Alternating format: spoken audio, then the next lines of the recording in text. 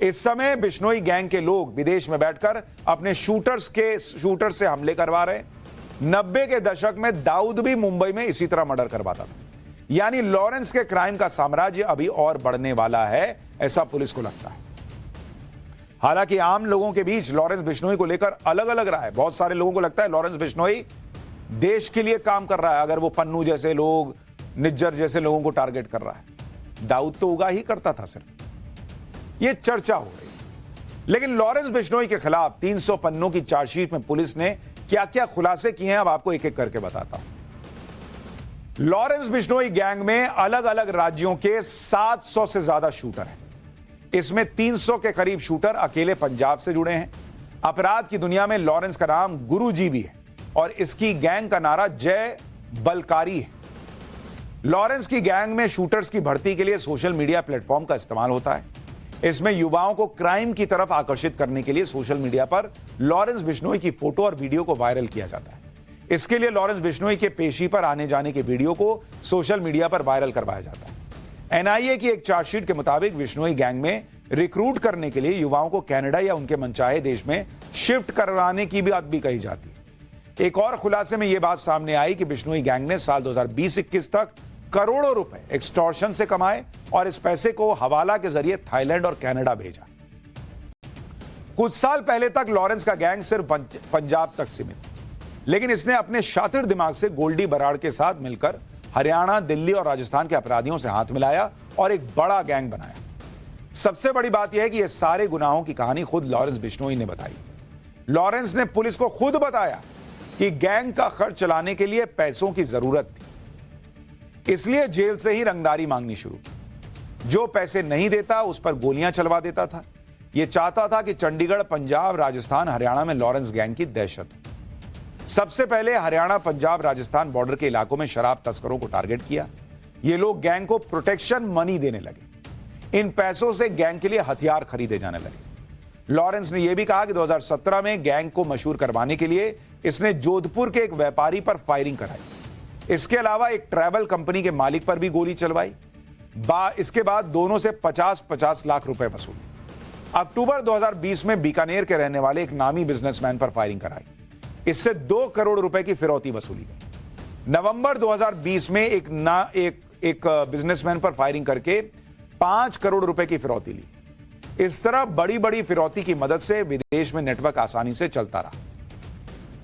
NIA ने अपनी chargesheet में लॉरेंस बिश्नोई गैंग की तुलना दाऊद इब्राहिम की डी कंपनी से की।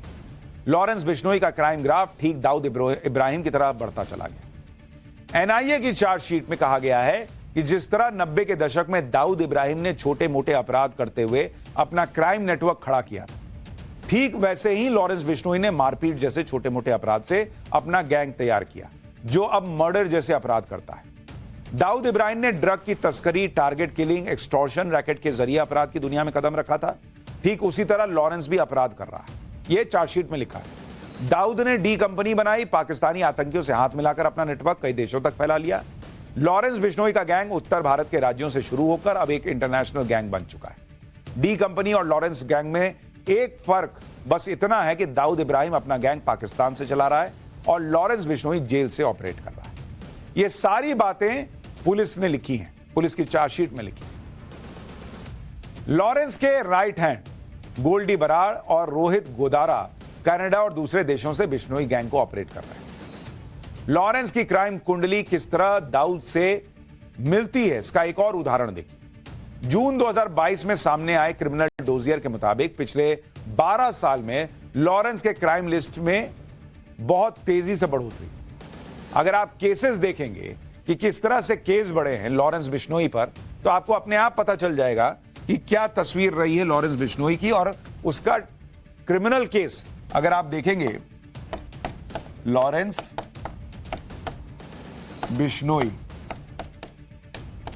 इस पर कुल केस अगर आप देखेंगे, कुल केस जो हैं वो कुल क्रिमिनल केस वो 36 हैं और दोषी उसे पाया गया है 6 केस में।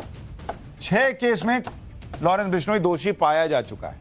सुनवाई उसकी चल रही है, अभी भी 21 केस में सुनवाई चल रही है और इतना ही नहीं, लॉरेंस बिश्नोई 9 ऐसे केस हैं जिसमें बरी कर दिया गया है क्योंकि गवाह मुकर गए। ये सभी केस दिल्ली, हरियाणा, पंजाब और राजस्थान में दर्ज है। आज की तारीख में लॉरेंस का गैंग डी कंपनी की तरह ही कई देशों में फैल चुका है। लॉरेंस का गैंग यूएसए, अजरबैजान, पुर्तगाल, यूएई, रूस और थाईलैंड जैसे देशों तक फैल चुका है। इस गैंग के लोग दुनिया की कई एजेंसीज की मोस्ट वांटेड लिस्ट में। भारत में पंजाब से शुरू हुआ लॉरेंस गैंग उत्तर प्रदेश, हरियाणा, महाराष्ट्र, दिल्ली, राजस्थान और झारखंड तक फैल चुका है। आज की तारीख में लॉरेंस गैंग के पास देश के अलग अलग इलाकों से हथियार पहुंच रहे हैं। इसमें मध्य प्रदेश के अलावा यूपी के मेरठ, मुजफ्फरनगर, अलीगढ़ और बिहार के मुंगेर, खगड़िया से हथियार आते हैं। इतना ही नहीं, पाकिस्तान बॉर्डर पर भी गैंग के पास हथियार पहुंचने की खबरें हैं।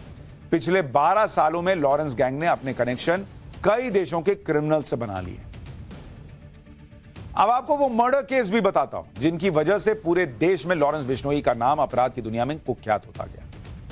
इस लिस्ट में पहला मर्डर मशहूर पंजाबी सिंगर सिद्धू मूसेवाला का था। 29 मई 2022 में लॉरेंस बिश्नोई के शूटर्स ने सिद्धू मूसेवाला की हत्या कर दी थी। सिद्धू मूसेवाला को 24 गोलियां मारी गई। इस पूरे मर्डर की प्लानिंग गोल्डी बराड़ ने की थी। दूसरा मर्डर केस है सुखदेव सिंह गोगामेड़ी का। राजस्थान के राजपूत नेता को 5 दिसंबर 2023 को घर में घुसकर हत्या की गई। इस हत्याकांड में लॉरेंस का राइट हैंड रोहित गोदारा शामिल था, जिसने यह करवाया था। तीसरे केस में सलमान खान के घर पर फायरिंग हुई। इसी साल 14 अप्रैल को सलमान खान के घर गैलेक्सी अपार्टमेंट पर फायरिंग हुई। इस हमले में अब तक लॉरेंस ग्रुप के 3 शूटर्स को अरेस्ट भी किया जा चुका है। चौथा मर्डर केस तो बाबा सिद्दीकी का है। इसी महीने 12 अक्टूबर को मुंबई में बाबा सिद्दीकी की गोली मारकर हत्या हुई थी। पुलिस के मुताबिक इस हत्याकांड में बिश्नोई गैंग के 6 लोग शामिल थे। मुंबई क्राइम ब्रांच ने बताया कि 3 संदिग्ध शूटर्स ने मर्डर से पहले लॉरेंस बिश्नोई के छोटे भाई अनमोल बिश्नोई से बात भी की। ये तो सिर्फ वो केस हैं जो मीडिया की वजह से चर्चा में आए। इसके अलावा कई ऐसे मर्डर केस हैं जो पुलिस की फाइलों में दर्ज हैं, लेकिन उनकी बहुत ज्यादा चर्चा नहीं। लॉरेंस गैंग के लिए एक बात बहुत मशहूर है कि ये जिसके पीछे पड़ जाता है उसे निपटा कर ही छोड़ता है। कि कोई भी क्राइम करने से पहले जेल में बंद लॉरेंस से परमिशन ली जाती है। इसमें पहला नाम सतविंदर सिंह उर्फ गोल्डी बराड़ का है। पुलिस के मुताबिक फरवरी 2021 में एक मर्डर के बाद गोल्डी बराड़ फर्जी स्टूडेंट वीजा पर कनाडा भाग गया। गोल्डी बराड़ इस समय कनाडा, पंजाब और दिल्ली में गैंग को संभालता है। लॉरेंस का दूसरा राइट हैंड है रोहित गोदारा। भाई आप उसको बराड़ को लेफ्ट हैंड कहिए तो ये राइट हैंड। ये राजस्थान और मध्य प्रदेश में गैंग का काम देखता है। इस गैंग में तीसरा नाम है अनमोल बिश्नोई। ये लॉरेंस बिश्नोई का भाई है और विदेश भाग चुका है। इसके पास पुर्तगाल, यूएसए, दिल्ली एनसीआर समेत महाराष्ट्र की भी जिम्मेदारी है। इसके अलावा चौथा नाम है काला जठेड़ी। ये इस समय दिल्ली की तिहाड़ जेल में बंद है, लेकिन जेल में रहते हुए भी हरियाणा और उत्तराखंड में गैंग संभालता है। ये सारे लोग गैंग की रिपोर्ट सीधे साबरमती जेल में बंद लॉरेंस बिश्नोई तक पहुंचाते हैं। यानी लॉरेंस बिश्नोई धीरे धीरे धीरे धीरे करते करते इतना बड़ा नाम बनता चला गया।